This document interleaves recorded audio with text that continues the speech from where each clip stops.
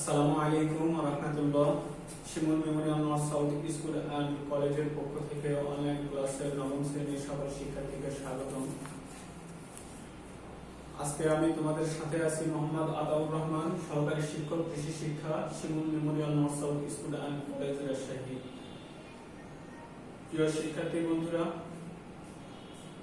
আশা করি তোমরা বাসায় ভালো আছো, সুস্থ আছো, সামাজিক দূরত্ব বজায় রেখে চলতেছো এবং স্বাস্থ্যবিধি মেনে চলাফেরা করতেছো, প্রয়োজন ছাড়া ঘর থেকে বের হচ্ছ না। তো আল্লাহ রাব্বুল আলামিন আমাদেরকে আপনাদেরকে ভালো রাখুক, এটাই প্রত্যাশা করি। আসো আমরা ক্লাসে আসি। আজকের শিক্ষণফল, আজকের পাঠ শেষে তোমরা জানতে পারবে পালং শাক চাষ, পুঁই শাক চাষ এবং বেগুন চাষের বিভিন্ন তথ্য সম্পর্কে। প্রিয় শিক্ষার্থীরা দেখো, এখানে বিভিন্ন সবজি আছে, তার মানে পালং শাক, পুঁই শাক এগুলো শাকসবজির মধ্যেই, যেমন পালং শাক, পুঁই শাক এবং ডাঁটা শাক, পাট শাক ইত্যাদি আছে। তার মধ্যে আমরা শুধু তিনটি পালং মানে সবজি বা শাক সম্পর্কে আমরা আজকে জানবো। আলোচ্য বিষয় চতুর্থ অধ্যায় পরিচ্ছেদ দ্বিতীয়, পৃষ্ঠা নম্বর 116 থেকে 122, পালং শাক চাষ, পুঁই শাক চাষ, বেগুন চাষ, দুইটি শাক এবং একটি সবজি, এ সম্পর্কে আমরা আজকে জানবো। প্রিয় শিক্ষার্থীরা, পৃথিবীতে অনেক উদ্ভিদ আছে। উদ্ভিদের মধ্যে আমরা কিছু জিনিসকে আমরা ঔষধি গাছ হিসেবে ব্যবহার করেছি, কিছু আমরা ফল ফলাদি গাছ হিসেবে ব্যবহার করেছি, আবার কিছু ফল ফলাদি আমরা সবজি হিসেবে ব্যবহার করেছি এবং কিছু উদ্ভিদের আমরা পাতা খেয়ে থাকি, সেগুলোকে আমরা শাকসবজি বলে, শাক বলে থাকি, এবং যে মানে উদ্ভিদের আমরা ফল খাই বা তরি তরকারি হিসেবে রান্না করে থাকি, সেগুলোকে আমরা সবজি বলে থাকি। তো এই শাকসবজি আমরা হাটে বাজারে যেখানে সেখানে দেখতে পাই। তো দ্বিতীয় পরিচ্ছেদে আমরা বিভিন্ন শাকসবজি চাষের পদ্ধতি সম্পর্কে জানব। শাকসবজিতে প্রচুর পুষ্টি বিদ্যমান, এই শাকসবজি অনেক গুরুত্বপূর্ণ। আমরা প্রতিনিয়তই আমরা শাকসবজি ছাড়া কোনো মানে খাবার মেনুতে আমরা কোনো কিছু চিন্তা করতে পারি না। দেখা যাচ্ছে যে কোনো মেনুর সঙ্গে শাক অথবা সবজি থাকতেই হবে।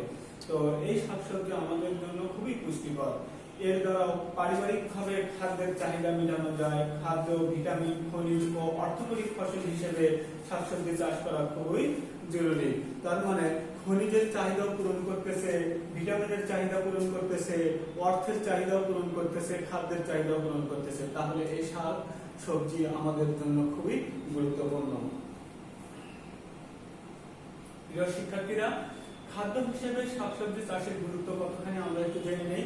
যে খাদ্য মান হিসেবে শাকসবজি, কেননা এই শাকসবজিতে আমরা ভিটামিন এ, বি এবং ভিটামিন সি এ জাতীয় খাবার মানে ভিটামিন গুলো আমরা শাকসবজি থেকে পেয়ে থাকি। এছাড়াও খনিজের চাহিদা পূরণ করতেছে এবং বিভিন্ন ভিটামিন সি জাতীয় খাবারের যে ঘাটতিগুলো আমরা শাকসবজি থেকে পেয়ে থাকি।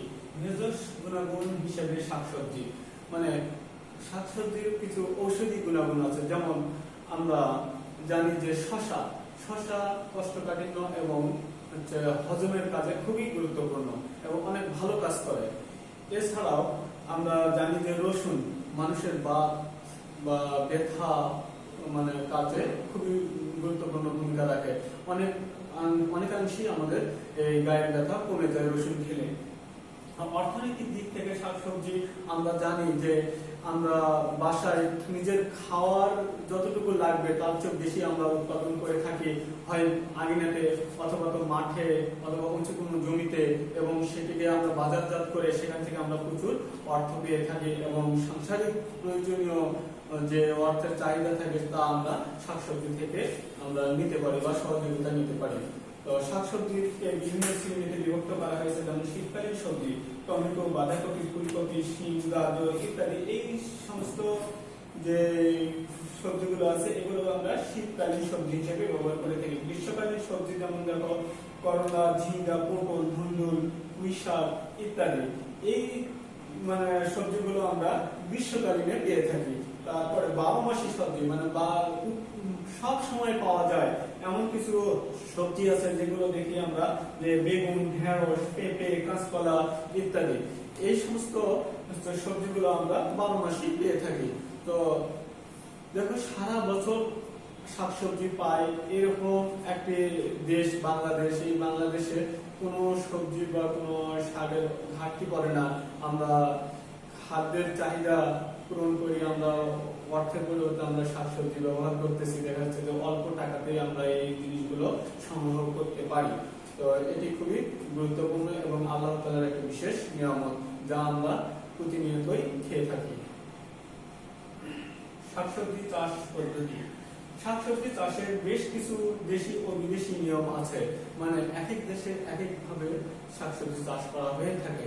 তো বাংলাদেশেও আমরা বিভিন্ন শাক বিভিন্ন ভাবে চাষ করে থাকি। যেমন পুঁই শাক আমরা মাদা তৈরি করে সুন্দর করে উঁচু জায়গাতে আমরা চাষ করে থাকি। আবার এই পুঁই শাক জমিতেও চাষ করা যায়। আবার পালং শাক উঁচু জমি ছাড়া নিচু জমিতে হবে না, এটির চাষের ধরন একটু আলাদা। আবার বেগুনের চাষ, বেগুন কিন্তু শীতকালীনও পাওয়া যায়, আবার গ্রীষ্ম বর্ষাকালেও বেগুন পাওয়া যায়। তাহলে এই দুইটি বেগুনের চাষ ধরন আবার একটু আলাদা। তার মানে এক একটা সবজি চাষের ধরন এক এক রকম।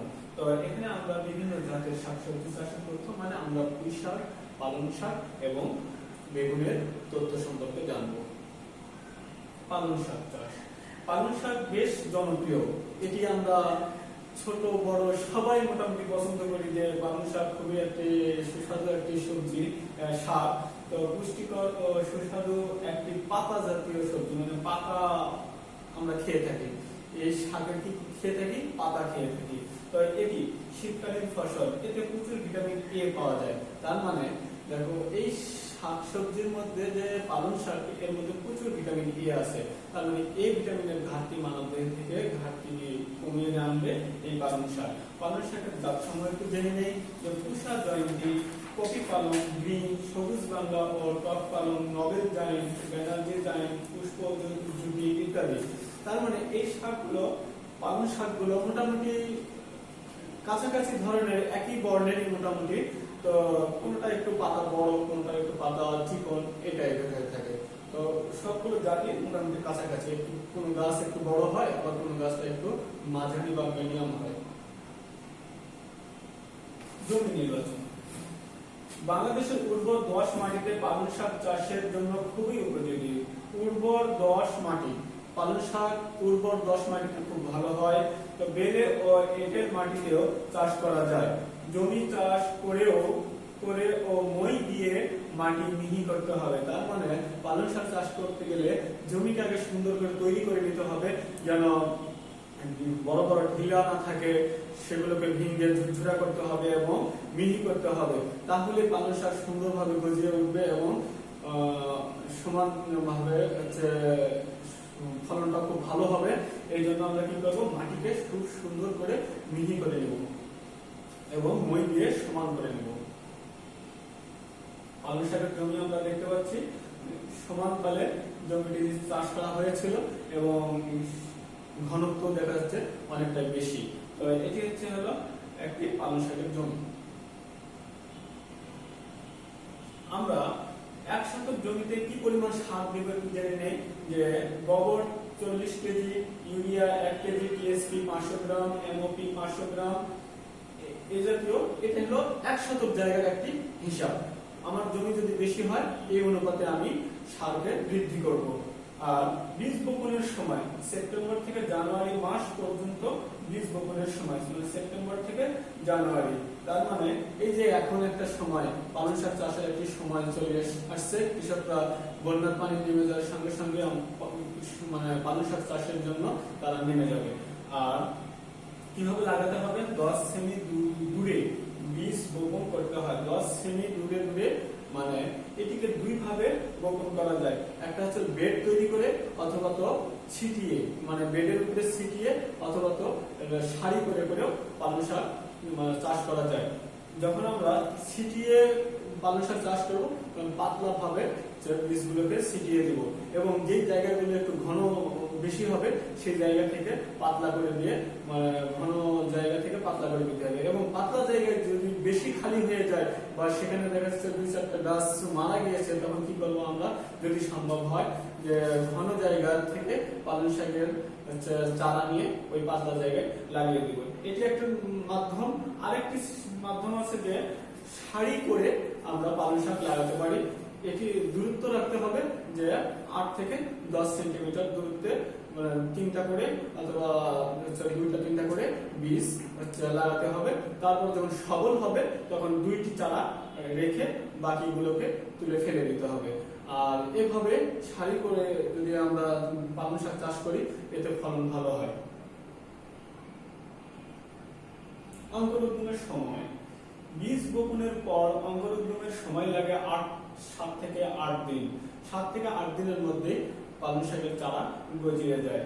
আর তারপরে পরিচর্যা করতে হবে, বিভিন্ন নিয়মে রোপণ করতে হবে। সেটি একটু জানি বীজ বপন বা রোপণ। জমিতে আইলে সরাসরি বীজ ছিটিয়ে বা গর্ত করে মাদায় বীজ বপন করা যায়। যেটি আমি একটু আগেই বললাম, তো আবারও বলছি যে বেড তৈরি করে আমরা ছিটিয়ে আমরা পালং শাক লাগাতে পারি অথবা তো গর্ত করে করে এর দূরত্ব হবে, আমি বলেছি যে 8 থেকে 10 সেন্টিমিটার দূরত্ব হবে, বেশি না। ধানের গাছ কিন্তু আমরা কি করি 25 থেকে 30 সেন্টিমিটার দূরত্বে গোছাগুলো রোপণ করি, কিন্তু পালং শাকের চারা আমরা রোপণ করব 8 থেকে 10 সেন্টিমিটার দূরত্বে এবং 2 থেকে 3টি করে গাছ লাগাবো এবং সবল গাছ 2টি রেখে পরবর্তীতে অতিরিক্ত গাছগুলো আমরা উঠিয়ে ফেলব।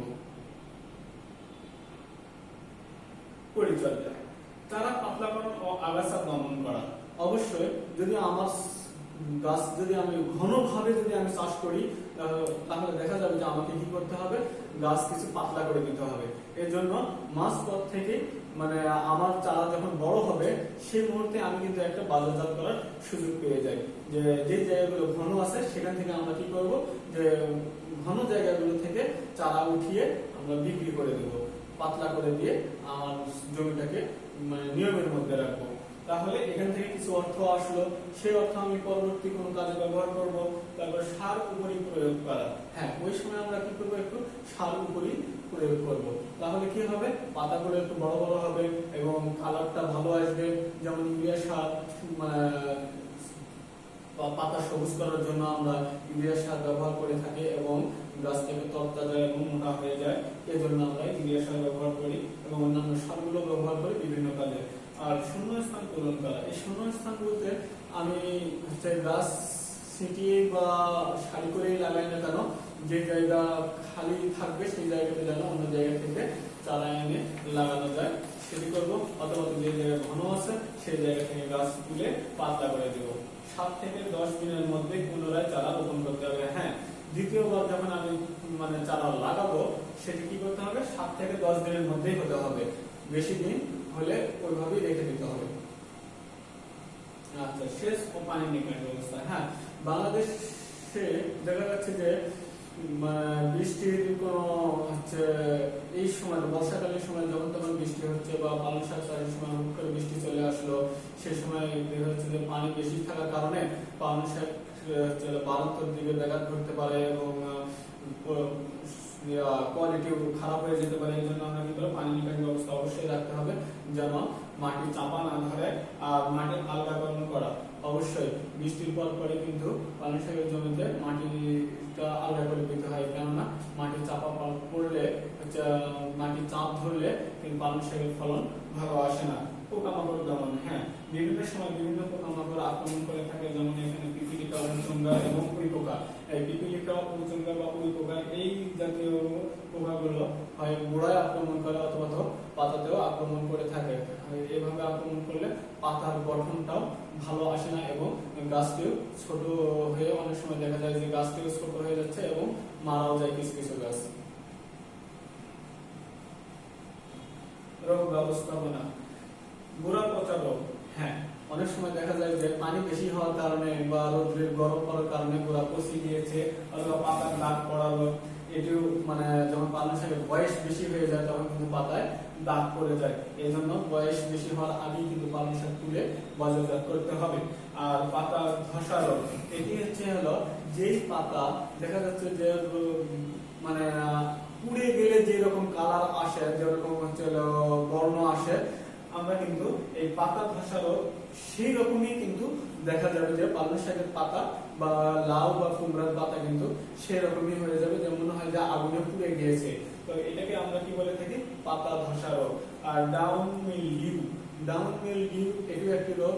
এটি হলো যেমন কদুর পাতায় বা পালং শাকের পাতায় ছিটা ছিটা ভাবে হলুদ বর্ণ হয়েছে, এটি পাতার বয়স বেশি হলে এরকম এই রোগটা হয়ে থাকে।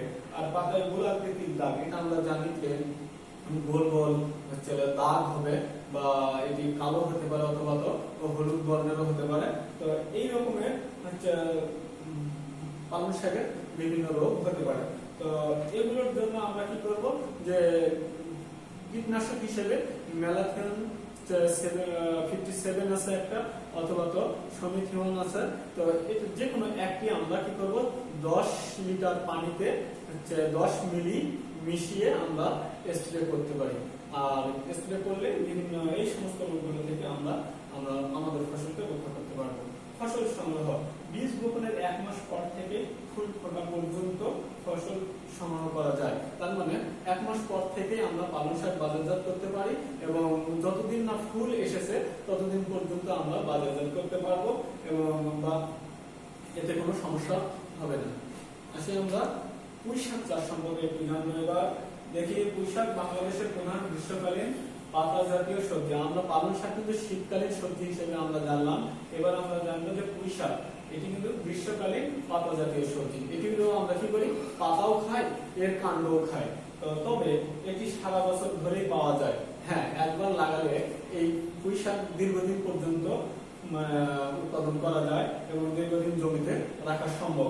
এতে ভিটামিন এ এবং ক্যালসিয়াম ও ম্যাগনেসিয়াম পর্যাপ্ত আছে। ভিটামিন এ এবং ক্যালসিয়াম ও ম্যাগনেসিয়াম পর্যাপ্ত পরিমাণে আছে, যা আমাদের শরীরের ঘাটতির অনেকাংশে পূরণ করে। তো এই পুঁই শাক চাষের জন্য আমরা জমি নির্বাচন করব। কেমন জমি নির্বাচন করব? সাধারণত মার্চ, এপ্রিল বা চৈত্র মাস পুঁই শাক লাগানোর ভালো একটি সময়। পুঁই শাক লাগানোর ভালো সময় কোনটি? মার্চ থেকে এপ্রিল বা বাংলায় চৈত্র মাস। পুঁই শাক লাগানোর ভালো একটা সময়, উপযুক্ত সময়। এই সময় যদি লাগাই আমরা দীর্ঘদিন পর্যন্ত পুঁই শাক আমরা খেতে পারি। তারপরে উর্বর বেলে 10 বা 10 মাটিতে, উর্বর বেলে 10 হলে ভালো, আর যদি না হয় তাহলে 10 মাটিতে আমরা পুঁই শাক চাষ করব। এই দুই ধরনের মাটিতে পুঁই শাক খুব ভালো হয়। জাত নির্বাচন করব। পুঁই শাকের 2 ধরনের জাত আছে। আর বাংলাদেশ যে ফল গবেষণা ইনস্টিটিউট বা বাংলাদেশের যে সবজি নিয়ে যারা গবেষণা করতেছে তারা এ পর্যন্ত 2টি পুঁই শাকের জাত করেছে বা জাত নির্বাচন করেছে, যে বাড়ি 1 এবং বাড়ি 2। আর যা আমরা সচরাচর দেখে থাকি যে লাল পুঁই শাক আর সবুজ পুঁই শাক, লাল পুঁই শাক, সবুজ পুঁই শাক।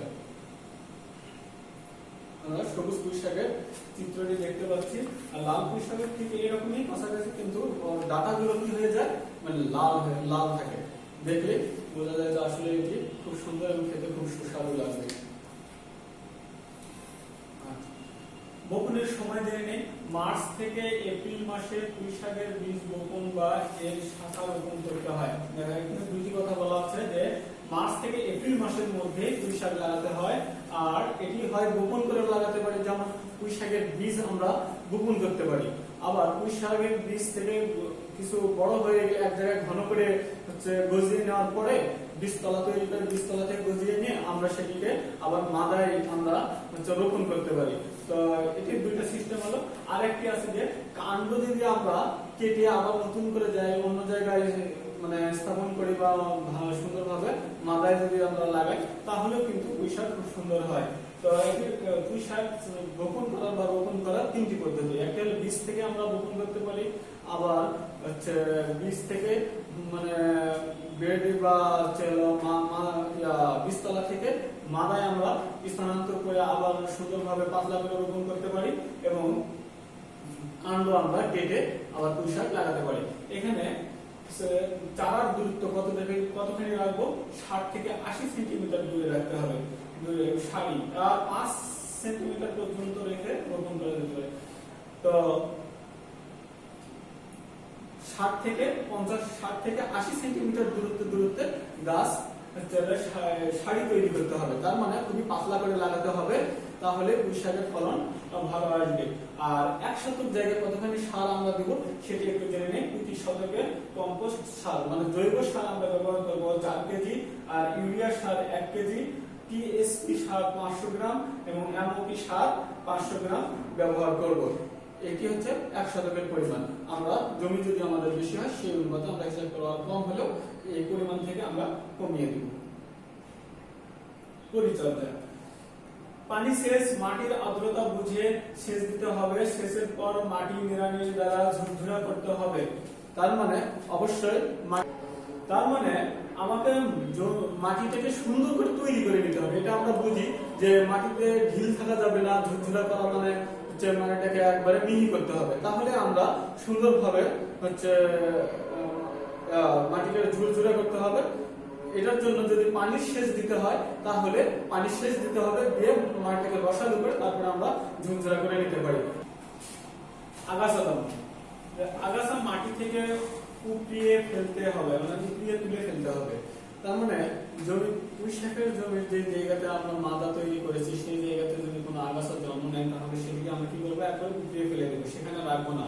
যদি আমরা রাখি দেখা যাচ্ছে যে পুঁই শাকের পাতার গঠন ভালো হবে না, বিভিন্ন পোকা আক্রমণ করবে। এর জন্য আগাছা দমন করাটা খুবই গুরুত্বপূর্ণ। পোকামাকড়, যে এই শাকের ক্ষতিকারক পোকা শুঁয়ো পোকা। তার মানে পুঁই শাকের একটি মাত্র মানে ক্ষতিকারক পোকা বেশি ক্ষতি করে থাকে, সেটি হচ্ছে শুঁয়ো পোকা। এটি গাছের কচি পাতা ও ডগা খেয়ে ফেলে। তার মানে কচি কাণ্ডগুলোকে কি করে ফেলে দেয়, কেটে ফেলে দেয়, অথবা তো পাতাগুলোতে সে আক্রমণ করে পাতাকে ফুটা ফুটা করে ফেলে দেয়, অথবা তো ধসা রোগ যেরকম ওইরকম দেখা যাবে যে হলুদ হয়ে গিয়েছে। এর জন্য আমরা কি করবো, যে শুঁয়ো পোকাকে অবশ্যই আমরা শুঁয়ো পোকা থেকে আমার ফসলকে রক্ষা করার জন্য অবশ্যই স্প্রে করবো। আমরা পোকামাকড় দমন, প্রিয় শিক্ষার্থীরা দেখো, ম্যালাথিয়ন 57 প্রতি লিটার পানিতে 2 মিলি মিশাতে হবে। তার মানে 1 লিটার পানিতে 2 মিলি মিশিয়ে তারপরে স্প্রে করে দমন করা যাবে। তার মানে এই শুঁয়ো পোকা দমন করার একটি মাধ্যম হচ্ছে যে 1 লিটার পানিতে 2 মিলি মিশাতে হবে এবং সেটিকে স্প্রের মাধ্যমে আমরা যদি ফসলে প্রয়োগ করি তাহলে আমার ফসল বিভিন্ন রোগ থেকে রক্ষা পাবে। আর ফসল সংগ্রহ, গাছের ডগা লম্বা হওয়া শুরু হলে ডগা কেটে সংগ্রহ করতে হয়। তার মানে এখন নির্ধারিত সময় নিয়ে আমার ফসল যত তাড়াতাড়ি পুঁই শাক যত তাড়াতাড়ি লম্বা হবে, দীর্ঘ হবে, তখন থেকে আমরা কাণ্ড পাতা কেটে কেটে আমরা বাজারজাত করতে পারি, অথবা তো নিজের খাওয়ার জন্য আমরা কেটে খেতে পারি। তো এটি হচ্ছে ভালো সময়, মানে শুরু হওয়ার সময়, যে লম্বা হলে খাওয়া শুরু করবো। ভালোভাবে চাষ করলে প্রতি শতকে 130 থেকে 150 কেজি উৎপাদন হয়ে থাকে। তাহলে এই পুঁই শাক খুবই গুরুত্বপূর্ণ, দীর্ঘদিন পর্যন্ত খাওয়া যায়। প্রিয় শিক্ষার্থীরা, আসলে আমরা এখন বেগুন চাষ সম্পর্কে জানবো। বেগুন একটি গুরুত্বপূর্ণ ফসল। এটি আমরা বর্ষাকালে পেয়ে থাকি এবং এটি হচ্ছে শীতকালেও এই বেগুন ভালো ফসল, মানে ভালো ফলন হয়ে থাকে। দেশে বেগুন সারা বছর পাওয়া যায়, মানে আমরা সারা বছরই কিন্তু পাচ্ছি। তাহলে কোন কোন দেশে বেশি উৎপাদন হয়ে থাকে? ভারত, চীন, জাপান, পাকিস্তান, ফিলিপাইন, যুক্তরাষ্ট্র, দক্ষিণ ইউরোপীয় দেশ সহ অনেক দেশে এই সবজি চাষ হয়। তার মানে এটি প্রায় অনেক দেশেই কিন্তু বেগুন চাষ হয়ে থাকে। বিভিন্ন দেশে কিন্তু বিভিন্ন জাত উৎপাদন করেছে। তো জমি নির্বাচন, কিভাবে আমরা জমি নির্বাচন করবো? সুনিষ্কাশিত দোআঁশ বা বেলে দোআঁশ মাটিতে বেগুন চাষের জন্য উপযোগী। তার মানে হচ্ছে দোআঁশ মাটিটাই হচ্ছে প্রত্যেক শাকসবজির জন্য খুবই গুরুত্বপূর্ণ। আসলে আমরা পরবর্তী পয়েন্টটা একটু দেখে নেই, জাত সমূহ একটু দেখে নেই। ইসলামপুরি, সিংনাথ, উত্তরা, মুক্তকেশী, খটখটিয়া, তারাপুরি, নয়নকাজল ইত্যাদি বিভিন্ন ধরনের জাত উদ্ভাবন হয়েছে। বারোমাসি যেমন বেগুনগুলো আমরা পেয়ে থাকি, যেমন কালো ও সাদা বর্ণের বেগুন রয়েছে।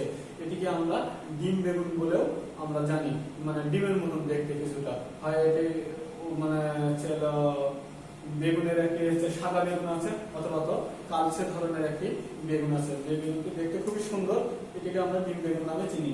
বিদেশি জাত যেমন ব্ল্যাক বিউটি বা ফ্লোরিডা বিউটি ইত্যাদি, এই জাতগুলো বিদেশি জাত।